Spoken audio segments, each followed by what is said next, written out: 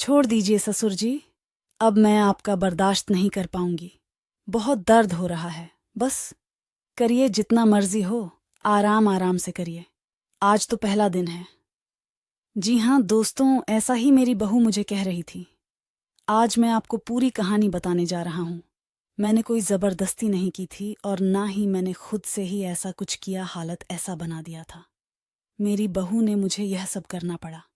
मेरा नाम श्यामलाल है। मेरी पत्नी का देहांत कई साल पहले हो गया था।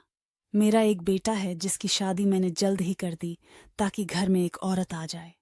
घर में एक औरत का रहना कितना ज़रूरी है, इस वजह से मैंने अपनी बेटी की शादी नीलम से कर दी। को मैंने पसंद इसलिए किया था क्योंकि वह बहुत ही खूबसूरत और अच्छे खानदान से थी। मुझे ऐसी ही बहू चाहिए थी जो नीलम के रूप में मेरे घर में आ गई। मेरा बेटा पुलिस शादी के 1 महीना पहले छुट्टी लेकर आया हुआ था। शादी में ज्यादा मेहमान नहीं आए थे, जो कि यह शादी कोर्ट मैरिज थी, तो सबको मैंने एक होटल में बुलाया था। कोर्ट के बाद सीधे दूल्हा दुल्हन होटल आ गए थे। वहीं पर शादी होकर फिर मेहमान विदा हो गए। दूसरे दिन हम लोग सब अपने घर आ गए। मैं भी अपने बेटे की शादी के लिए फूल माला वाले को बुलवाया था। उसका पेड़ अच्छे से सजा दे, ऐसे ही हुआ। मैंने कोई का सर नहीं छोड़ी थी। अपने बेटे की खुशियों के लिए घर में मैं अकेला ही था। मैं जल्दी से ही सोने चला गया क्योंकि मुझे पता था कि आज का दिन मेरे बेटे बहू के लिए खास मुझे अच्छा नहीं लगा कि मैं देर रात तक जागता रहूं। पर मेरे बेटे बहू की प्राइवेसी में खलल पड़े। रात को अचानक नींद खुली तो मेरे बेटे और बहू में लड़ाई हो रही थी। मैं हैरान हो गया। शादी के पहले ही दिन लड़ाई में बीच बचाव नहीं करने गया। मुझे लगा खुद है, ये दोनों अपने आप को ठीक कर लेंगे, पर ऐसा नहीं हुआ। वह दोनों लड़ते लड़ते मेरे कमरे तक आ गए। मेरा बेटा बोला, आपने मेरे लिए कैसी लड़की ढूंढी है? यह कहती है कि तुम्हारा बहुत छोटा है।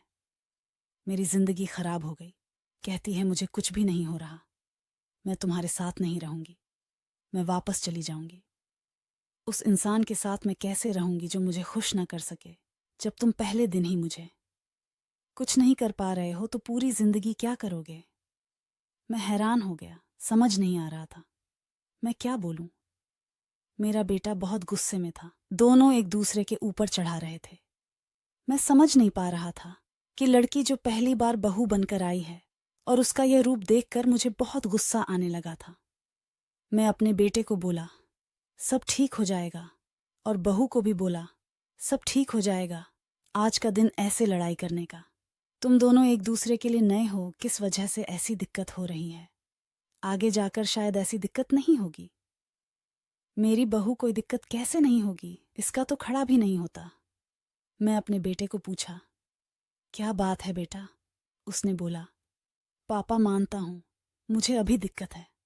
पुलिस की ट्रेनिंग में चोट लग गई थी, इस वजह से अभी दिक्कत हो रही। बोला है कुछ दिनों में ठीक हो जाएगा। इतना सुनते ही मेरी बहू और भी ज्यादा आग बबूला हो गई और बोली, जब तेरे में दम नहीं था तो मेरे साथ तुमने शादी क्यों किया? इतना सुनते मेरा बेटा तुरंत ही घर छोड़कर चला गया। मुझे लगा कि मेरा एक ही बेटा था, वह भी मुझे छोड़कर चला गया है। मैं बहुत गुस्से में हो गया। जाकर मैंने बंद किया। वापस आकर देखा तो बहू बेड पर बैठी हुई थी। मैं गुस्से में लाल था तो मैं उसको जाकर डालते हुए बोला, क्यों तेरे में इतनी गर्मी है? वह बोली, तो क्या करोगे तुम, सही करोगे? इतना सुनते ही मैंने कहा, हाँ मैं भी देखता हूँ तुम्हारे अंदर कितनी गर्मी है। तुरंत ही उसे बेड पर लिटा दिया और फिर वही क्रिकेट वाला मैच शुरू हो गया। सुबह जब मेरा बेटा घर आया तो सब कुछ बदला बदला सा हो गया था। मेरी बहू ने मेरे बेटे को सॉरी बोली। फिर हम तीनों ही खुशी खुशी रहने लगे।